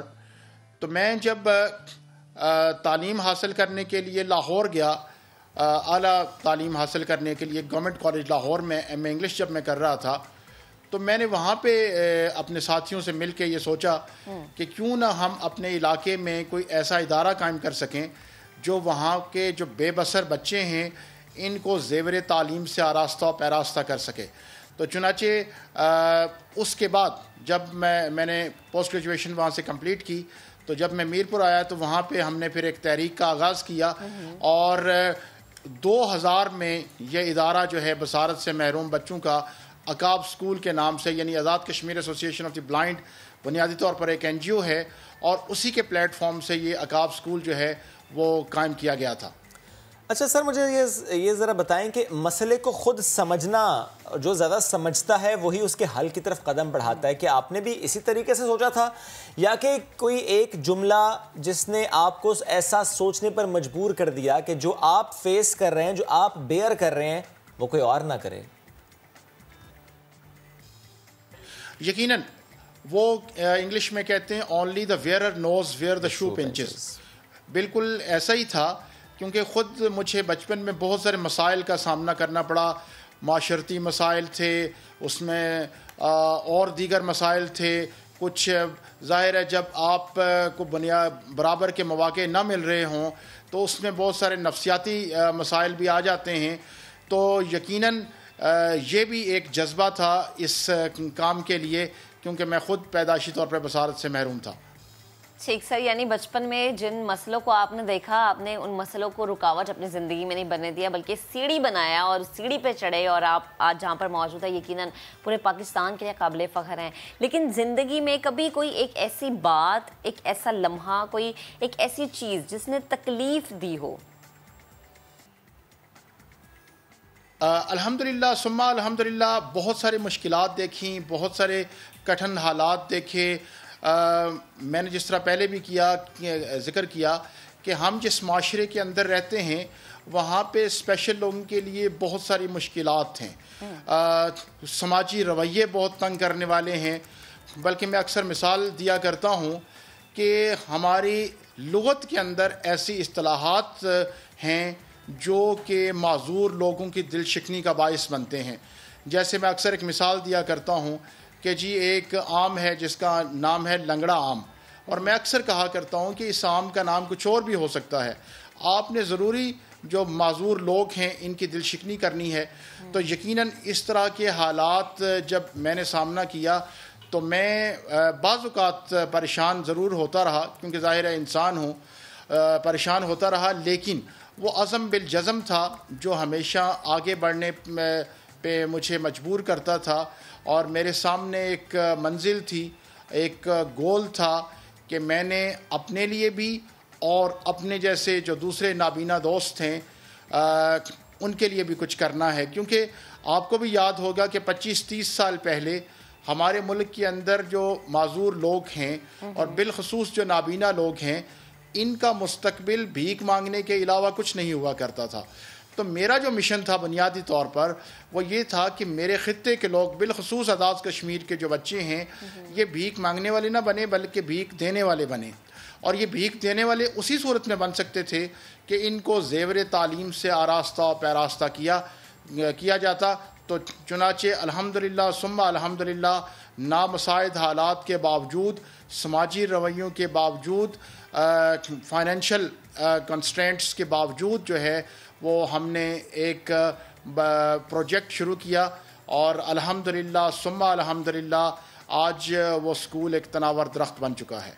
माशाल्लाह सर, लेकिन जिन हालात का आप जिक्र कर रहे हैं कि हालात ज़रूर आपने देखे, तो मैं ये जानना चाह रहा हूँ आपसे। यूँ तो आप बड़े मजबूत नज़र आ रहे हैं मुझे, लेकिन कभी ऐसा हुआ कि परेशान हो गए हो इस दरख्त को तनावर करते करते, जो कोशिश आप करते चले आए उसमें कभी ऐसा हो आंखें नम हुई हों?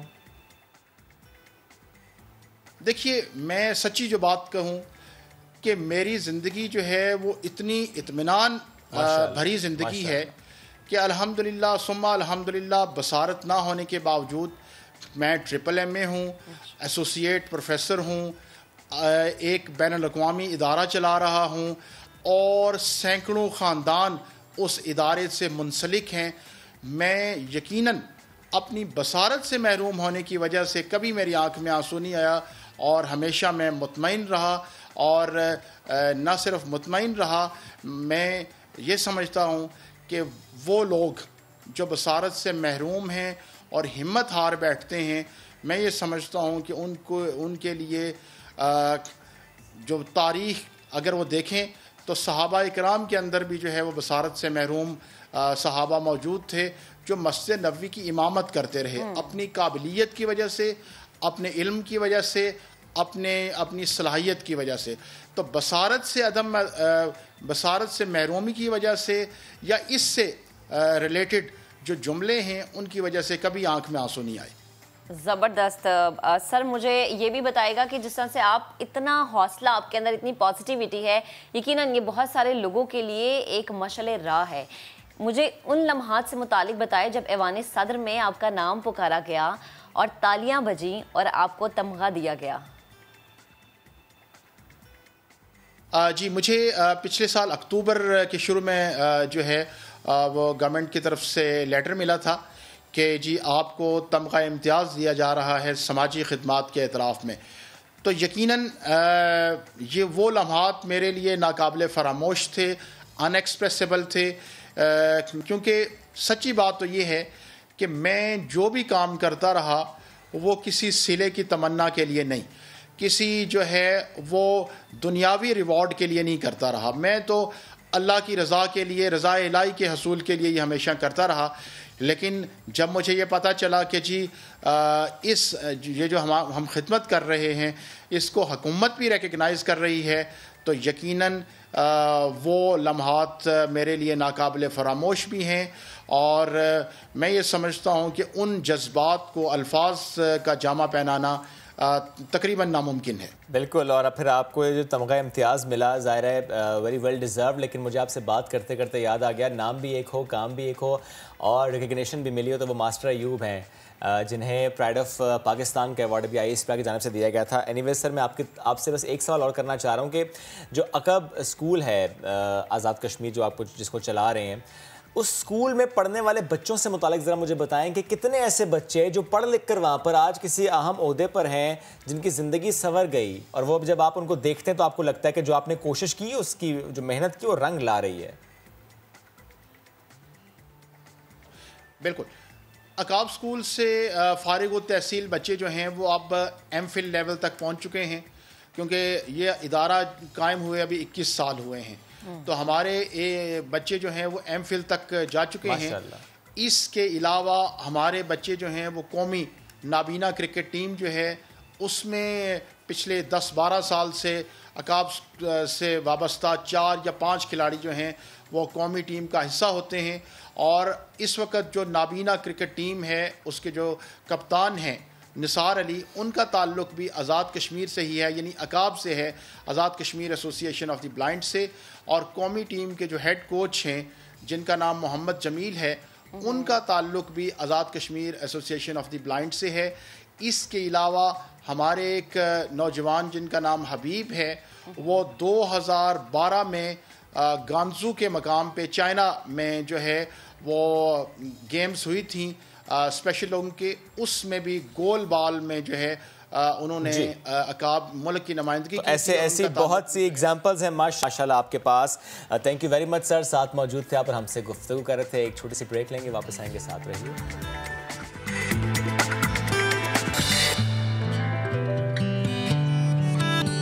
Welcome back. ये कि सरकारी सर्विस में रहने वाले घोड़ों और कुत्तों की पेंशन होगी, ऐलान कर दिया गया है। रिटायरमेंट के बाद जानवर अक्सर सर्विस में रहने वाले अफराद के पास ही चले जाते हैं, और ऐसे जानवरों के माली अखराजात बर्दाश्त ना करने वाले अफराद ने वजारत दाखिला से अपील की है, और उनकी अपील पर पोलैंड की वजारत दाखिला ने फैसला किया है कि सर्विस से रिटायर होने वाले जानवरों के नए मालिक को उनकी पेंशन दी जाएगी, ताकि उन्हें परेशानी का सामना ना कर सके, ना करना पड़े, और वो उनके अखराजात बर्दाश्त कर पाएँ। खाना पीना बर्दाश्त, रोटी छोटी जो होती है। तो जनाब ज़बरदस्त, आज हमने आपको थोड़ी सी सैर करा दी। इसी के साथ हमारा जो प्रोग्राम है वो भी अपने इख्तिताम को पहुंच रहा है, और जो लास्ट में आप एक वो मैसेज देते हैं, दे दें प्लीज़। मास्क पहन लो, अल्लाह दा वास्ते मास्क पहन लो, तो बाहर जाओ तो 6 फुट का फासला बरकरार रखो। कल मिले मुलाकात करेंगे। अल्लाह हाफ़िज़।